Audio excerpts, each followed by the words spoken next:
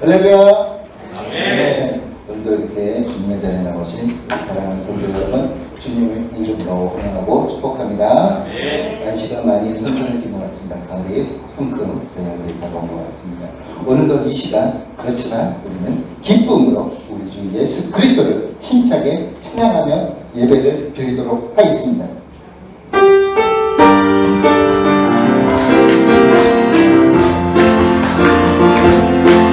기뻐하며 함께 노래 부르리 소리 높여 할렐루야 부르리 주님 앞에 나와 찬양 드리며 우리 주님과 함께 기뻐하리라.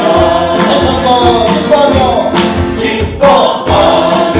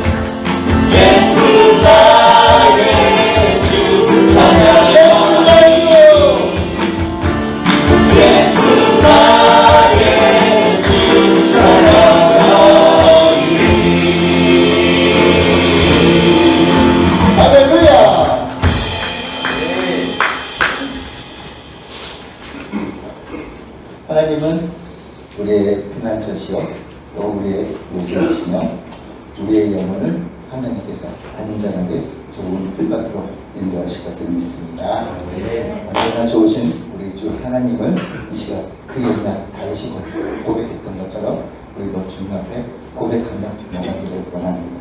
찬양하겠습니다.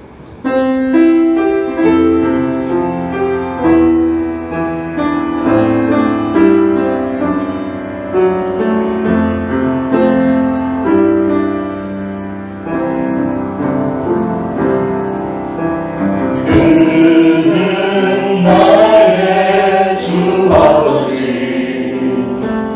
내 영혼을 그 앞에 누이시고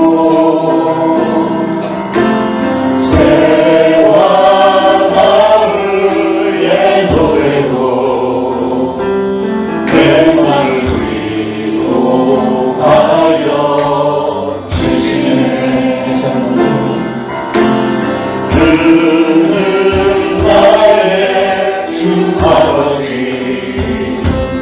내 영혼을 그 앞에 누이시고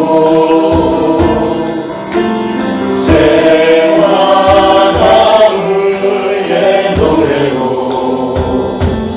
내 맘을 위로하여 주시네. 양들이 주인 찾듯이 오직하는 목자인 내 주님은 내가 찾고 또 다르니 주 곁에 나를 내어 주소서. 주는 내 피난처 내 요새 되시니 내 피난 곳은 주뿐이네. 나로 나가내고 양주의 집에서 내 주님 찾아 주시니. 우리 처음 문화청 그는 나의 주 아버지 내 영혼을 그 앞에 누이시고 새와 나무의 노래로 내 맘을 위로하여 주시네. 양들이 주인 찾듯이 오직하는 목자인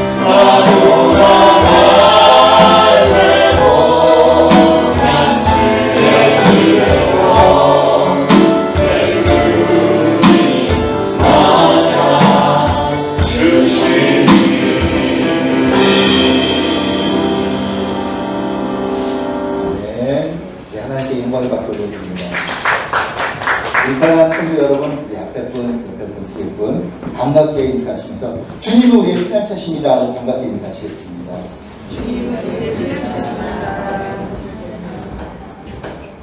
자, 모두 자리에서 일어나셔서 지존하신 주님님 앞에 찬양드리는 바랍니다.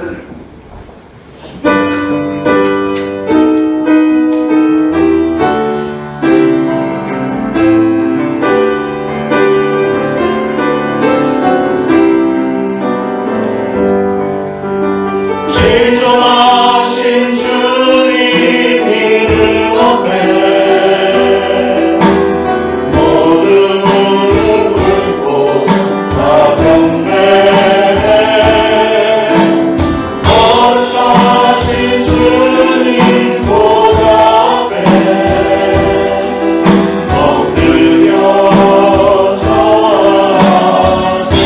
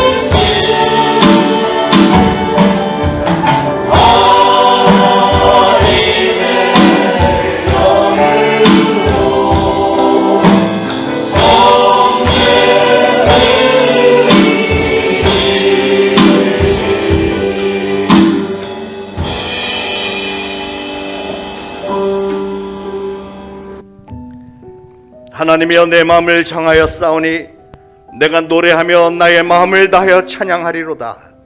비파야 수금아 깰지어다. 내가 새벽을 깨우리로다. 여호와여, 내가 만민 중에서 주께 감사하고 뭇 나라 중에서 주를 찬양하오리니 주의 인자하심이 하늘보다 높으시며 주의 진실은 궁창에까지 이르나이다. 하나님이여, 주는 하늘 위에 높이 들리시며 주의 영광이 온 땅에서 높임 받으시기를 원하나이다. 주께서 사랑하시는 자들을 건지시기 위하여 우리에게 응답하사 오른손으로 구원하소서. 아멘. 우리 시간 다 같이 합심해서 각자 하나님 앞에 참회 기도 올리겠습니다. 기도합니다. 하나님 아버지, 은혜를 참으로 감사를 드립니다. 오늘도 거룩한 주일을 저에게 허락하셨고 저들 하나님의 성전에 나와 하나님의 이름을 부르며 하나님을 찬양하며 말씀을 들으며 기도할 수 있는 소중한 시간을 허락해 주셔서 감사합니다. 그러한 시간에 참회의 시간, 저희들 거룩하신 하나님의 임재 앞에서 우리 자신을 돌아볼 때에 참으로 참담하며 하나님 앞에 송구스러움을 이루 말로 다 할 수 없습니다. 저희는 분명히 하나님을 사랑하며 하나님에게 충성을 다짐하고 하나님 앞에 말씀대로 살겠노라고 참 여러 번 약속을 하고 다짐을 했으나, 그러나 매주 이렇게 한 주 지날 때마다 이렇게 참회 시간에 스스로를 돌아볼 때 하나님 앞에 송구스러움을 아뢰입니다. 아버지, 저희들 하나님 앞에 올려드리는 이 참회 기도를 하나님 긍휼히 여겨주시고 저희들의 연약한 불쌍히 여기셔서 저희들 품어주시고, 그래서 흘려주신 예수 그리스도의 보혈로 인하여서 우리를 바라보시는 우리 하나님, 우리 안에 예수 그리스도가 계심으로 인하여서 죄 없다 칭해 주시고 우리의 예배를 하나님은 기쁘게 흠양하여 주실 줄 믿는 믿음으로 나왔사오니 아버지 하나님, 저희 기대에 어긋나지 않도록 오늘도 하나님께서는 저희들의 예배를 기쁘게 흠양하여 주시고 저희 예배를 통하여서 하나님께서 영광 거두어 주시기를 원합니다. 전적으로 모든 것을 하나님께 올려드리며 감사드리며 예수 그리스도 이름으로 기도합니다. 아멘. 다 같이 사도신경으로 신앙 고백드리겠습니다. 전능하사 천지를 만드신 하나님 아버지를 내가 믿사오며 그 외아들 우리 주 예수 그리스도를 믿사오니 이는 성령으로 잉태하사 동정녀 마리아에게 나시고 본디오 빌라도에게 고난을 받으사 십자가에 못 박혀 죽으시고 장사한 지 사흘 만에 죽은 자 가운데서 다시 살아나시며 하늘에 오르사 전능하신 하나님 우편에 앉아 계시다가 저리로서 산 자와 죽은 자를 심판하러 오시리라. 성령을 믿사오며 거룩한 공회와 성도가 서로 교통하는 것과 죄를 사하여 주시는 것과 몸이 다시 사는 것과 영원히 사는 것을 믿사옵나이다. 아멘. 모두 착석하시고 함께 기도하시겠습니다.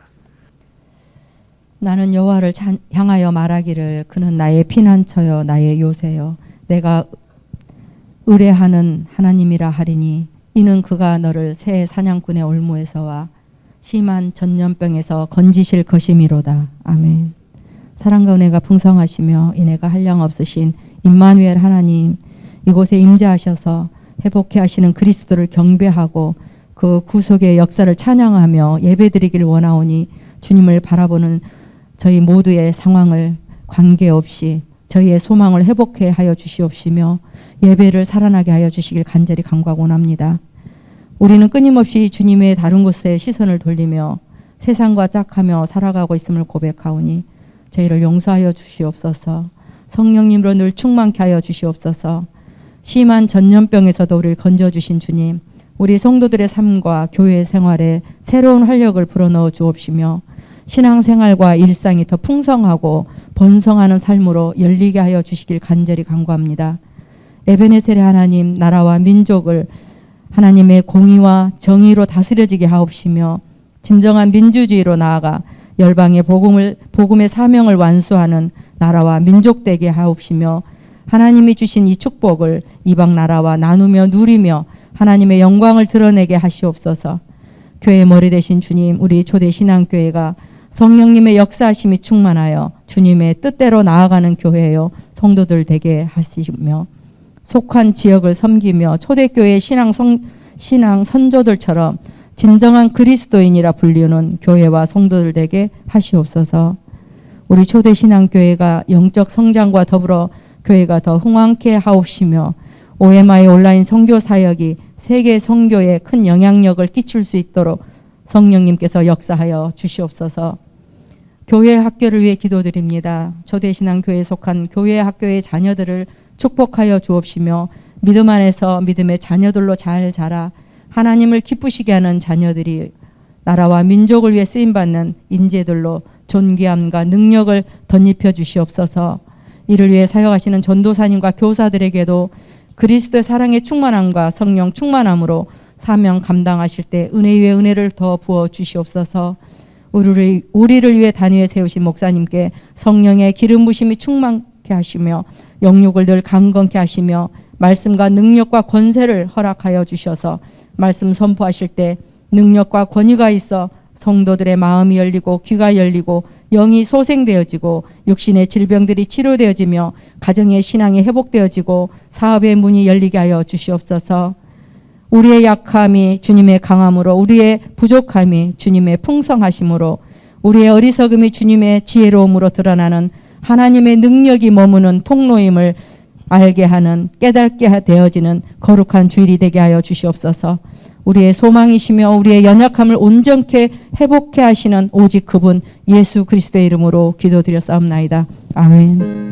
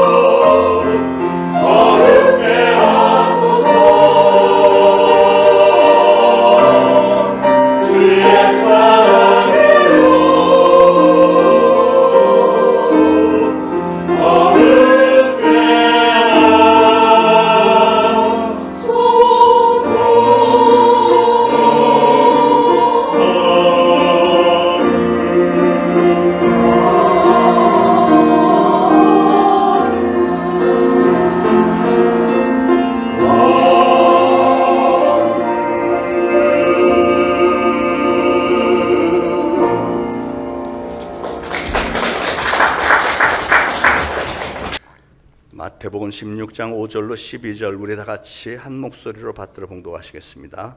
제자들이 건너편으로 갈새 떡 가져가기를 잊었더니 예수께서 이르시되 삼가 바리새인과 사두개인들의 누룩을 주의하라 하시니 제자들이 서로 논의하여 이르되 우리가 떡을 가져오지 아니하였다 하거늘 예수께서 아시고 이르시되 믿음이 작은 자들아 어찌 떡이 없으므로 서로 논의하느냐 너희가 아직도 깨닫지 못하느냐 떡 5개로 5,000명을 먹이고 주운 것이 몇 바구니며 떡 7개로 4,000명을 먹이고 주운 것이 몇 광줄이었는지를 기억하지 못하느냐 어찌 내 말한 것이 떡에 관함이 아닌 줄을 깨닫지 못하느냐 오직 바리새인과 사두개인들의 누룩을 주의하라 하시니 그제서야 제자들이 떡의 누룩이 아니요 바리새인과 사두개인들의 교훈을 삼가라고 말씀하신 줄을 깨달으니라.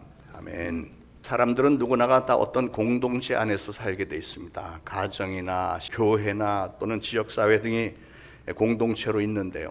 사람들은 자신이 속해 있는 공동체 안에서 행복하고 평화롭고 축복된 삶을 살기를 원하죠. 그런데 그렇게 행복하고 축복된 삶이 되기 위한 아주 중요한 요소 한 가지는 서로가 말하는 뜻을 오해 없이 잘 알아듣는 의사소통이 잘 이루어져야 된다고 하는 사실입니다.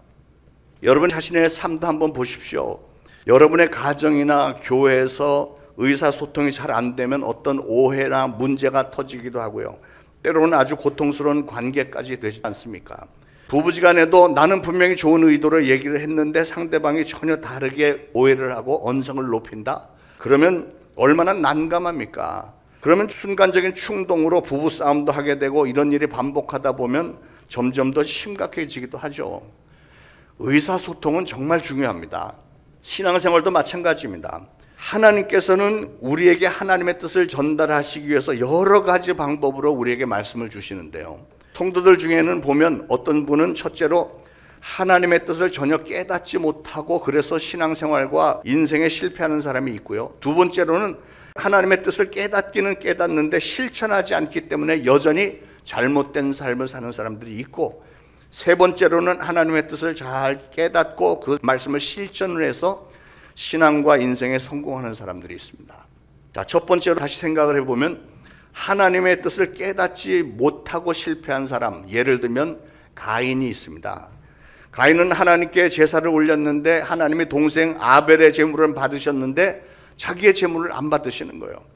정상적인 신앙인이라면 하나님이 자기의 제사를 안 받으시면 내가 뭔가를 잘못했구나 이걸 깨닫고 하나님의 뜻을 좀 알아보고 자기가 잘못한 일을 시정을 했더라면 다 돌이킬 수 있었을 텐데, 가인은 전혀 그런 것을 깨닫지도 못했고 하나님의 뜻을 알아볼 생각도 하지 않고 그저 질투심에 화가 나서 그냥 들판에서 동생을 돌로 쳐 죽여버렸습니다. 오늘날도 하나님의 말씀을 깨닫지 못하면 엉뚱하게도 말씀을 전하는 이 메신저, 목사를 오해하고 원망하고 심지어는 하나님께 등을 돌리고 자기 감정 따라 살다가 결국은 인생에 실패하는 사람들을 종종 보게 됩니다.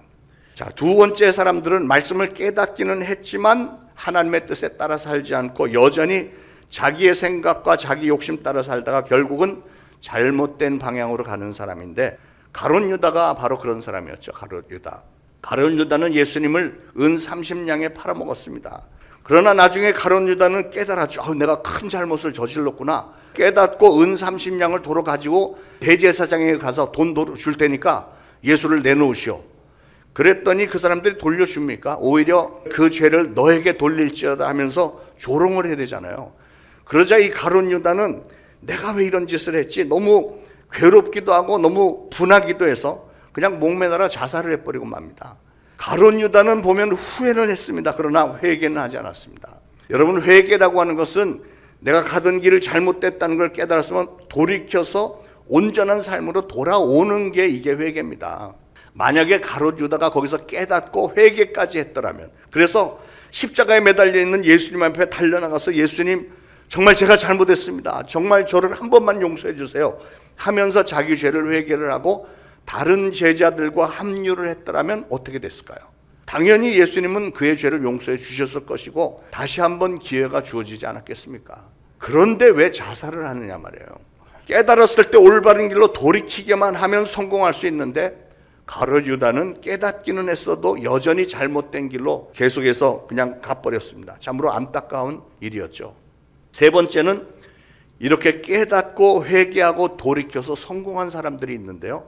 예를 들면 누가복음 15장에 나오는 집 나간 탕자입니다.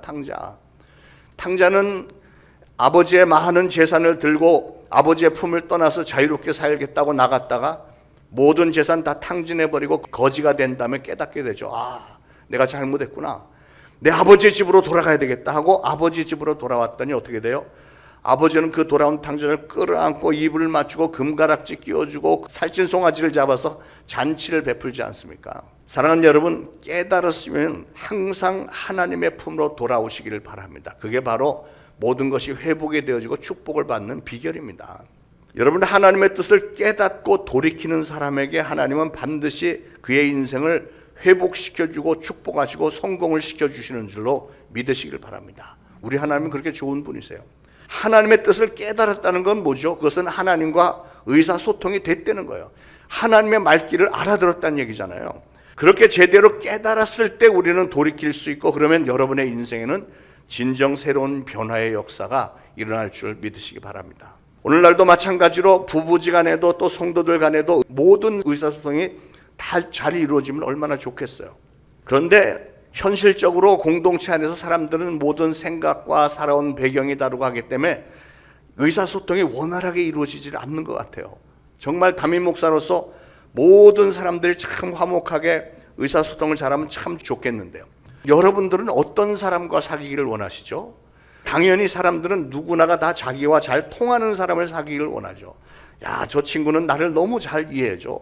내가 무슨 얘기를 해도 다 알아듣고 이해해줘. 이런 사람하고 사귀고 싶지 않겠어요? 이게 바로 의사소통이고, 그리고 영어로는 connect, 이게 연결이 되어지고 공감이 된다는 겁니다. 이렇게 서로 잘 통하기만 하면 아무리 어려운 상황이나 환경들도 다 극복할 수 있는 거예요. 우리 공동체 안에서 이 의사소통이라고 하는 것은 그렇게도 중요한 겁니다. 여러분, 동물들도 똑같아요. 사실은 동물들도 소통이 안 되면 심각한 문제가 생깁니다. 우리가 잘 아는 대로 개와 고양이는 선천적으로 잘 어울리지를 못하고 늘 서로 싸우려고 들잖아요. 그 이유가 뭔가를 연구를 해보았더니 개하고 고양이는 이게 의사소통 방법이 다른 거예요. 개는 기분이 좋으면 꼬리를 확 올리고 막 꼬리를 흔듭니다.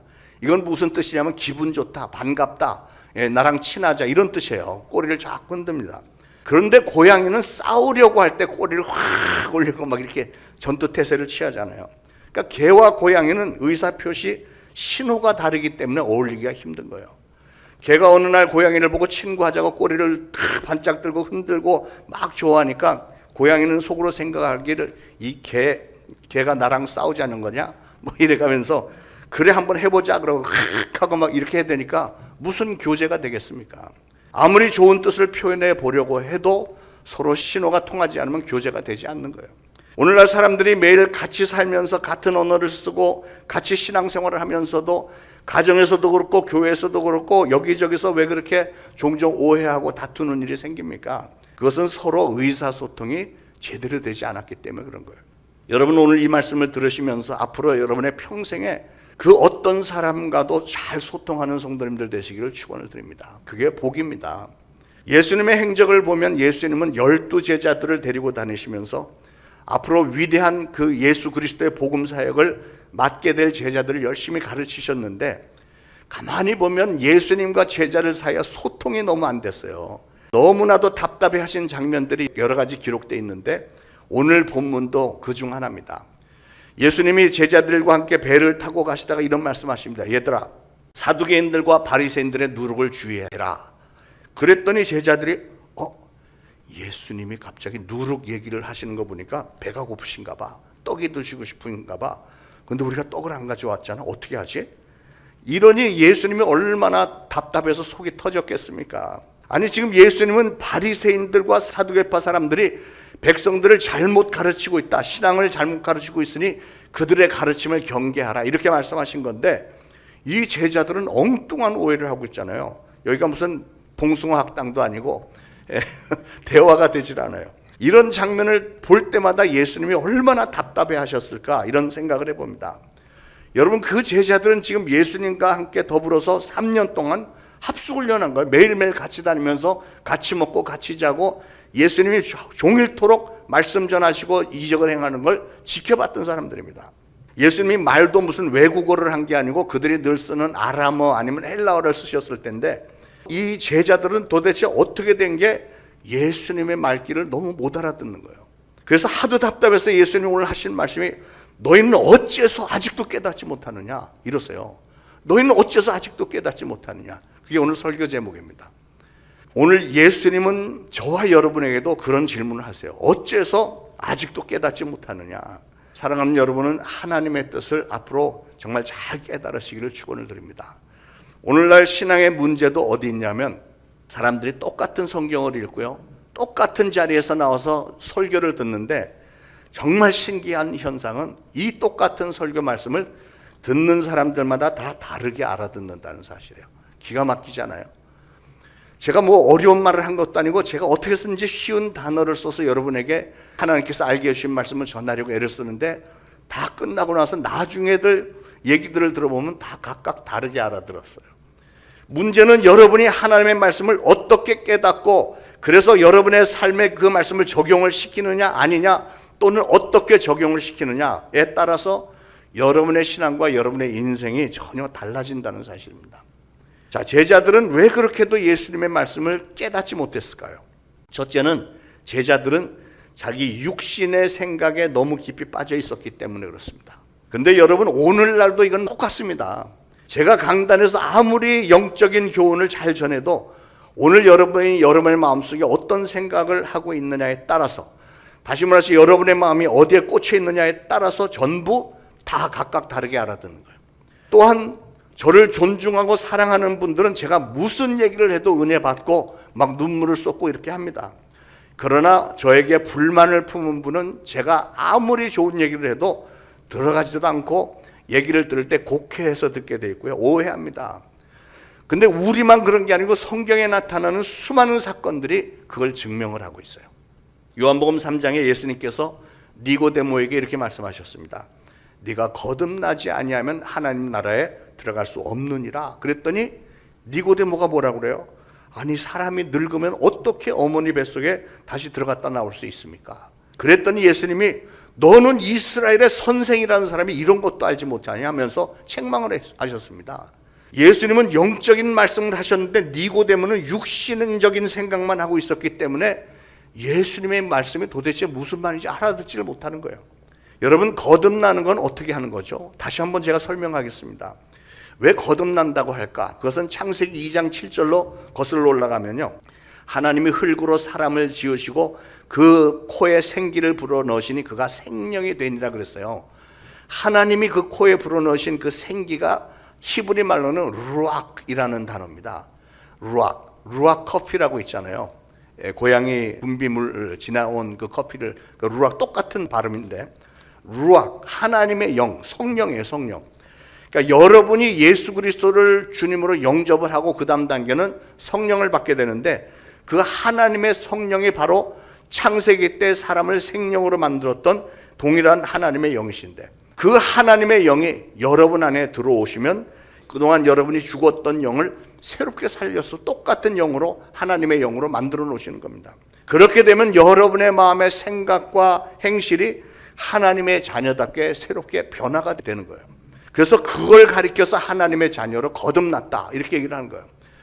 하나님께서 에덴 동산에서 선악과를 따먹으면 너희가 정령 죽으리라 했을 때 죽은 거는 그들의 영이 죽은 건데 죽었던 우리의 영이 예수 그리스도를 영접하고 성령이 들어오면 말미암아 동일한 하나님의 영이 들어왔으니까 다시 태어난 거죠. 영적으로 그걸 가리켜 거듭났다 이렇게 말하는 거예요. 저는 우리 초대신앙교회 성도님들은 한 분도 빠짐없이 다 이렇게 하나님의 영, 성령을 받으심으로 거듭나게 되기를 축원을 드립니다. 요한복음 4장에 수가성 여인의 얘기가 나오는데 예수님께서 우물 곁에 계시는데 이 여인이 우물을 길러 나왔습니다. 그때 예수님이 여인에게 내가 주는 물을 마시는 자는 영원토록 목마르지 않으려 할 것이다 그랬더니 이 수가성 여인이 뭐라고 하죠?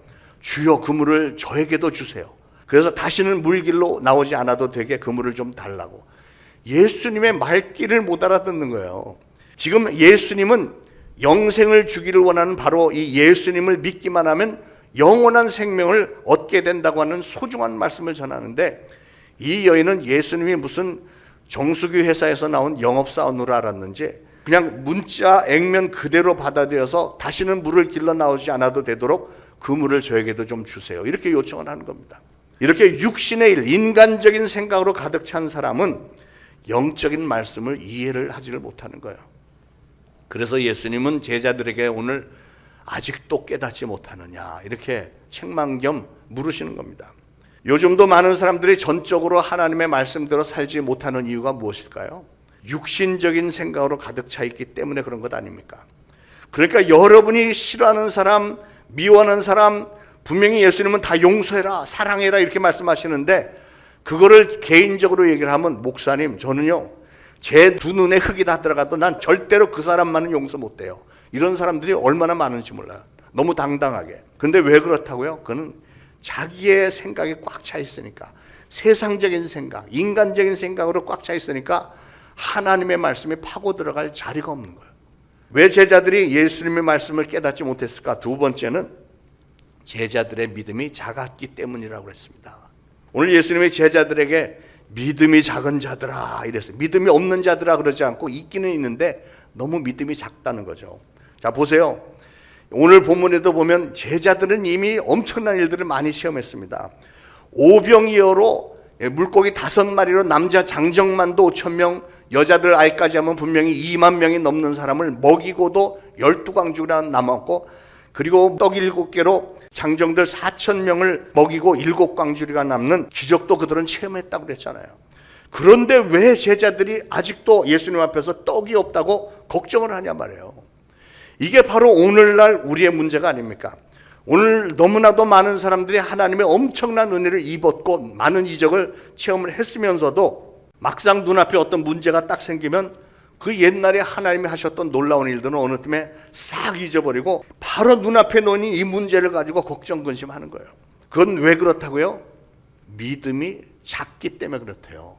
하나님이 그동안 해오신 일들만 보아도 확고한 믿음으로 당당하게 자신 있게 나가야 되겠는데 그냥 어떻게 하지? 막 이렇게 하고, 이게 믿음이 작기 때문에. 제자들이 믿음이 작으니까 예수님의 말씀을 알아듣지 못했습니다. 사랑하는 여러분, 여러분은 오늘 제가 선포하는 이 말씀이 어떻게 들려오는지요? 만약에 여러분이 예수님의 제자들처럼 믿음이 작다면 오늘 이 설교가 여러분과는 아무 상관이 없는 말씀으로 들릴 수 있습니다. 그래서 우리는 항상 예배 중에, 항상 말씀을 듣는 중에 성령님에게 믿음을 좀 달라고 간구를 해야 되겠고, 저 목사가 설교하는 저 말씀이 하나님이 나에게 주시는 말씀으로 좀 받아들여질 수 있도록 그렇게 성령 충만함을 달라고 간구를 해야 됩니다. 그러기 위해서 우리가 항상 성령 충만해야 되는데, 우리가 믿음이 없을 때 말씀을 듣고 해석하는 것과 믿음이 있을 때 해석하는 것은 그 의미가 천지 차이죠. 제가 오래전에 주의 종으로 부르심을 받았을 때 정말 감격하면서 하나님 앞에 눈물을 쏟고 했었지만, 그러나 아직도 사실은 믿음이 연약했기 때문에 다른 한편에서는 굉장히 권민을 많이 했습니다. 아주 엉뚱한 생각도 좀 했습니다. 하나님의 부르심으로부터 빠져나가고 싶은 마음도 있었어요. 그때 무슨 생각을 하면, 아니 세상에 보면 한가한 사람들 많은데 하나님은 저 한가한 사람들이나 부르지, 내가 정말 인생 열심히 바쁘게 살고 있는 왜 나를 부르시지? 이거 잘못 걸렸구나. 괜히 그 집회는 갔다 와갖고 뭐 이런 생각까지 막 들었어요. 그런데 이사야서 43장 1절에 내가 너를 지명하여 불렀나니 너는 내 것이다. 내 것이라고 하는 그 대목이 이렇게 막 확 오는 거예요.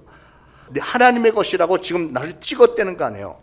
수많은 사람들 가운데 하나님은 나를 찍으셨고 나를 선택해서 지명해서 부르셨고 너는 내 거야. 이렇게 막 분명하게 말씀을 주시는 게 이게 얼마나 감격스러운지요. 그 위대하신 창조주 하나님이 나같이 부족하고 못난 사람을 하나님의 것이라고 특별히 선택해서 불러주셨는데 그게 얼마나 영광스러운 일인데 처음에는 그걸 제대로 깨닫지를 못하니까 헌신을 제대로 못한 거예요. 이런저런 이유가 있었지만 저는 부르심을 받고서도 3년을 더 회사를 다녔습니다. 물론 2년 지나고 나서는 신학교를 다니기 시작은 했지만 여전히 3년 동안을 회사를 그만두지 못하고 번민을 하는 기간이 좀 길었어요. 그만큼 믿음이 연약했던 거죠. 어떻게 하면 빠져나갈 수 있을까 하는 생각이 있었던 거예요. 그러니까 무슨 헌신의 찬양을 할 때도 주님 내가 여기 있사오니 나를 써주소서, 입으로는 그렇게 찬양해도 속으로는 주님 제가 저기 있사오니 죄를 좀 써주세요 뭐 이래가면서 그러나 마침내 나를 향하신 하나님의 선하시고 원대하신 계획을 깨닫고 나니까요, 하나님 앞에 너무 송구스럽고 부끄럽기도 해서 하나님 앞에 펑펑 울면서 회개도 정말 많이 했습니다. 그때 제가 하나님 앞에 그냥 실토한 게, 하나님 어떻게 저 같은 사람을, 준비가 안 된 사람을 무엇 때문에 주의 종으로 쓰려고 하십니까? 이런 기도를 많이 했어요. 사랑하는 여러분, 그런데요, 하나님께서 우리를 부르시는 것은 우리를 써먹고 버리려고 부르시는 게 아닙니다. 하나님께서 아브라함을 부르신 것은 아브라함을 축복하시기 위해서 부르셨고요, 하나님께서 모세를 부르신 것은 모세와 그 민족을 축복하고 해방의 역사를 일으키시려고 부르신 것 아닙니까? 이사야 선지자에게 하나님께서 내가 누구를 보냈고 이렇게 한탄하셨던 것은 이사야 선지자가 그 부름에 응했을 때 그를 축복하시려고 그러신 거였고, 하나님께서 저를 부르신 것도 똑같은 이유였습니다. 저는 오늘날 생각을 해요. 만약에 하나님이 그때 나를 그렇게 강력하게 불러주지 않으셨다면 오늘 나의 인생은 어떤 모습일까? 생각만 해도 정말 아찔한 일입니다. 사랑하는 여러분, 하나님은 여러분 한 분 한 분을 얼마나 사랑하시는지 여러분 꼭 좀 아시길 바랍니다. 그런데 그런 엄청난 하나님의 사랑도 여러분에게 믿음이 없다면, 믿음이 작다면 그 선하신 하나님의 뜻을 깨달을 수가 없는 것이고요, 그러면 주님의 부르심 앞에 온전한 반응이 나올 수가 없는 거죠. 그러나 여러분이 믿음이 좀 더 커지고 큰 믿음이 되면 하나님의 뜻에 겸손하게 순종할 때 하나님은 여러분 위에 아주 그 놀라운 은혜를 부어주시는 줄로 믿으시길 바랍니다. 하나님의 은혜는 그래서 보니까 물론 거저 주시는 은혜지만 하나님이 얼마나 큰 은혜를 부어주시냐 하는 것은 그걸 받아들이는 내 믿음이 얼마나 크냐에 달려있는 거예요.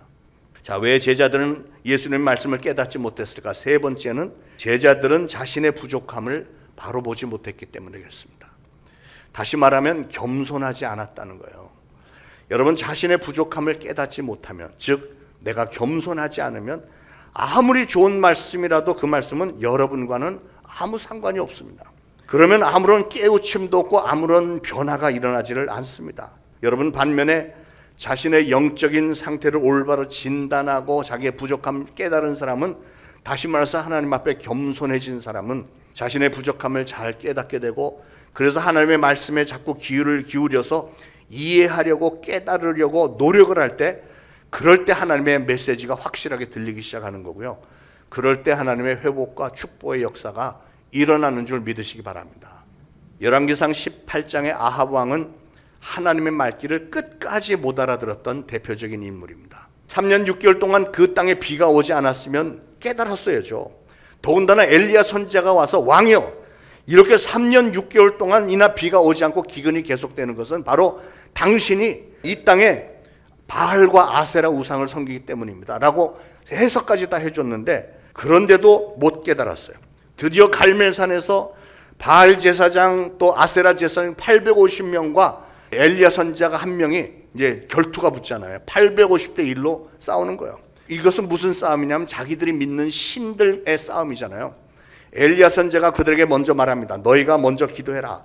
이 제단 위에 불을 내려서 다 태우시는 그 신이 진짜 신이다. 이렇게 해갖고 바알과 아세라 제사장들이 막 하루 종일 별 짓을 다 하면서 제사를 하는데 안 되니까 막 칼을 꺼내갖고 막 자기 찢어가면서 별짓 다 해봐도 안 되죠. 돌덩어리가 무슨 능력이 있습니까? 드디어 엘리야가 제단을 만들고 하나님 앞에 엎드려서 기도를 탁 했을 때 하늘에서 확 불이 내서 삽시간에 그 제단과 그 제단 주변의 모든 또랑의 물까지 싹 다 태워버렸잖아요. 3년 6개월 동안 비가 내려오지 않는 것을 보았으면 깨달았어야 되고, 혹시 그거를 깨닫지 못했다고 해도 갈멜산의 대결에서 엘리야가 850대 1로 싸워서 이긴 것을 보고서라도 깨달았어야 되고, 850명의 거짓 제사장들을 다 순간적으로 죽여버렸을 때 그때 깨달았어야 되고, 마침내 3년 6개월 동안 비가 오지 않던 그곳에 엘리야가 기도하니까 비가 쏟아지는 걸 봤으면 깨달았어야죠. 그리고서는 하나님 앞에 항복을 하고 돌아왔어야 되잖아요. 아내 이세벨에게도 강력하게 했어야 됩니다. 우리가 이렇게 우상을 섬기다가 다 망한 것이니까 이제 다 집어치웁시다. 이제는 우리는 하나님을 믿어야 돼. 좀 남자답게 결단을 내렸어야 됩니다. 그런데 이 공처가 찌질이 아합 왕은 아내 이세벨이 엘리야 선지자를 죽이겠다고 협박을 하는데도 그냥 옆에서 그냥 이러고 가만히 있는 거예요. 하나님이 아무리 말씀을 하시고 아무리 표적을 보여주셔도 전혀 깨닫지 못하는 사람, 이거 어떻게 됩니까? 왜 그렇게 됐다고요? 겸손하지 못해서 그렇게 된 거예요. 왕이 되고 나니까 뭐 모든 게 하나님보다 더 높은 줄로 착각을 하는 거죠. 겸손하지 못한 사람은, 즉 자기 자신의 부족함을 깨닫지 못하는 사람은 결국은 망할 수밖에 없는 겁니다. 반면에 히스기야 왕은 어땠습니까? 히스기야 왕이 죽을 병에 걸렸습니다. 너는 죽을 병에 걸렸다고 사형 언도를 받았습니다. 그러자 히스기야는 벽을 향해 돌아 앉아갖고 하나님 앞에 대성통곡을 하면서 자기를 불쌍히 여겨달라고 막 기도를 합니다. 여러분, 이렇게 자기의 연약함, 자기의 부족함을 올바로 볼 수 있는 사람이, 그런 사람이 겸손한 사람이고, 그런 사람이 하나님의 메시지를 깨달을 수 있고, 그런 사람의 기도가 응답을 받는 것이고, 그런 사람이 인생에 성공할 수 있는 겁니다. 어떤 장로님이 의사인데 자수성가하신 분인데, 이분은 그래서 그냥 성도들 중에 가난하게 사는 사람을 보면 아, 저 사람 예수를 제대로 안 믿으니까 저렇게 가난하지, 참 한심하다, 뭐 이런 소리를 하고, 또 통성기도 막 소리 지르면서 쥐 하면서 기도하는 사람을 보면 아니, 저 사람 뭐 하는 거야, 좀 신앙생활을 좀 정상적으로 못하나, 이렇게 사람들을 수시로 비판을 해댔어요. 자기가 성공을 했기 때문에 그런지 교만이 들어가고 모든 사람들을 다 비판했습니다.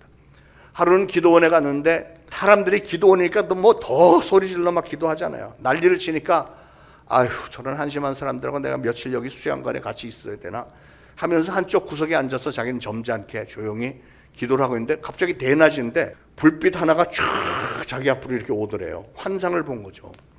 그 불빛 가운데로 수많은 사람들이 아주 남루한 옷에 징그러운 지저분한 모습을 하고 역겨운 냄새를 풍기면서 막 이렇게 몰려오는데, 그 사람들 얼굴을 딱 보는데 소스라치게 놀랐어요. 거기 앞에 자기가 거기 있는 거예요. 자기의 모습이, 자기가 영적으로 그렇게 추한 모습인 겁니다.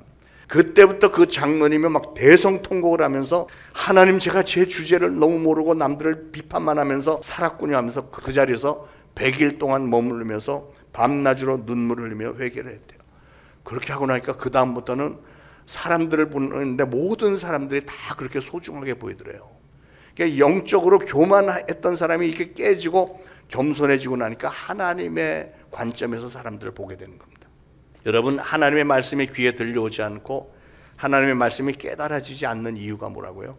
그것은 여러분 자신을 보지 못하니까, 내 자신이 뭐가 잘못됐는지, 뭐가 문제인지 보지 못하니까 내가 하나님 앞에 겸손해질 수가 없는 것이고, 그렇게 겸손하지 않은 사람에게 하나님의 말씀이 들어갈 수가 없는 거예요. 호세아서 4장 14절에 깨닫지 못하는 백성은 패망하리라 그랬고요. 시편 49편 20절에는 존귀하나 깨닫지 못하는 사람은 멸망당하는 짐승과도 같다 그랬습니다. 그러니까 깨닫지 못하면 짐승만도 못한 삶을 살 수밖에 없다는 거예요. 그러므로 사랑하는 여러분, 오늘 주신 이 말씀을 여러분 잘 깨달으시고 받으시고, 하나님과 여러분의 관계, 또 우리 가족들, 성도들과의 대인관계에서 하나님의 뜻을 잘 깨달아서 우리 서로 의사소통 잘 되고 정말 행복한 인생, 행복한 가정, 화목하고 평안한 가정과 교회와 성령 충만한 성도님들이 다 되시기를 예수 그리스도로 축원을 드립니다. 기도하겠습니다. 하나님, 오늘 주신 말씀 감사합니다. 저희들은 하나님의 뜻을 잘 깨닫고 실천하여 신앙과 인생에 성공하기를 원합니다. 오늘 모든 문제의 근원이 사실은 바로 나 자신에게 있다는 사실을 깨닫게 해주심을 감사합니다. 나에게 이 육신의 생각, 욕심이 너무 강하고 믿음이 연약한 문제가 있고 또 겸손하지 않아서 나 자신을 올바로 보지 못하기 때문에 하나님의 말씀이 깨달아지질 않고 실천이 되지 않는가라는 사실을 오늘 잘 들었사오니 이제부터 성령님께서 크게 역사하시며 오늘 이 말씀이 살아서 운동력 있는 레마가 되어서 우리의 삶을 뒤바꿔 주시기를 간절히 소원하며 예수 그리스도의 이름으로 기도합니다. 아멘. 말씀 생각하시면서 찬송가 199장 부르면서 준비하신 예물 바치겠습니다.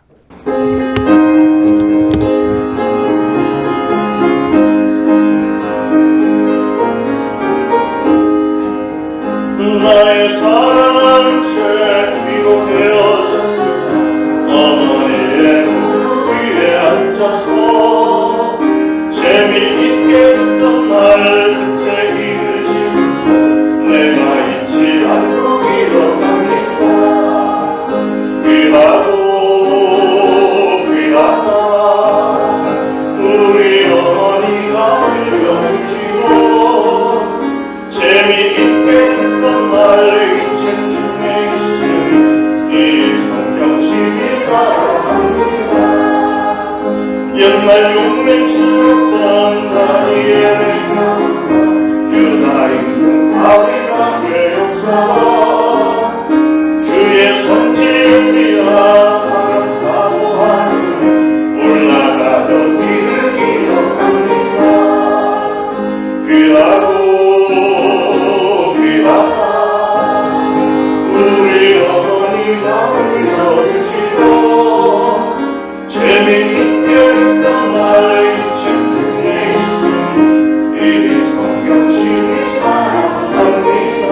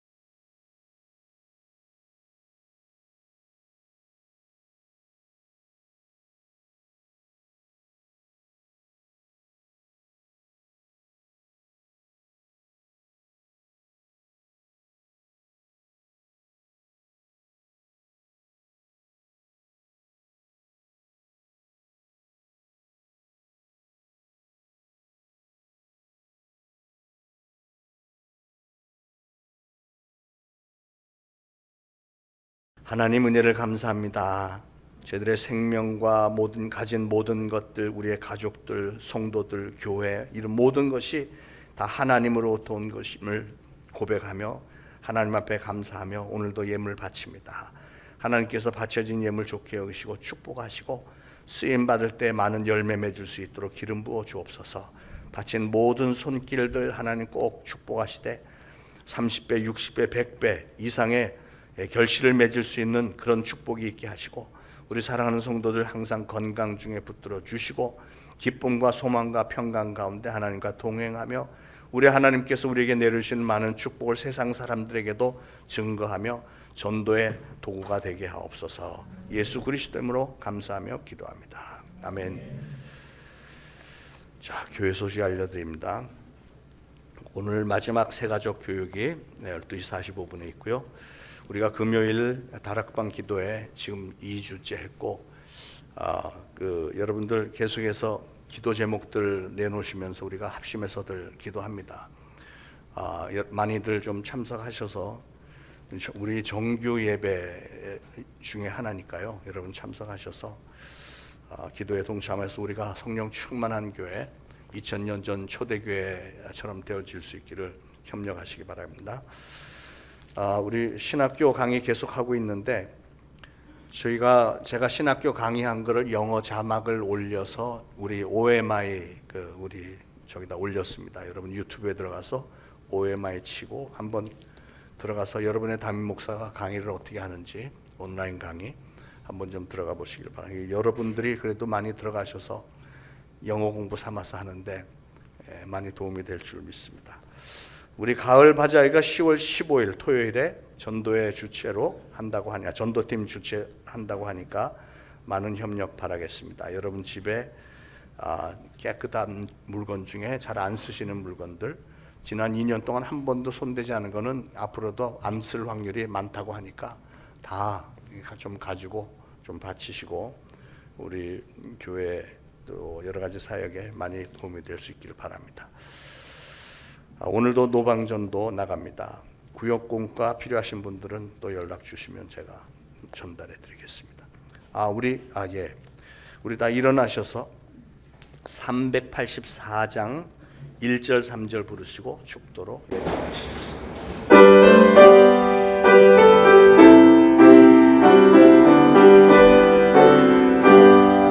나의 날 따라도 예수 인도하시니 내 주 안에 있는 그 어찌 의심하리요. 내 눈으로 사는 자 하늘 위로 받겠네. 무슨 일을 만나든지 만사령 동안이라. 무슨 일을 만나든지 만사령 동안이라. 나의 갈 길 다가도록 예수 인도하시니 그의 사랑 어찌 큰지 말로 알 수 없도다. 성령 받은 영혼 하늘 날아갈 때 영영 부를 나의 찬송 예수 인도하셨네. 영영 부를 나의 찬송 예수 인도하셨네.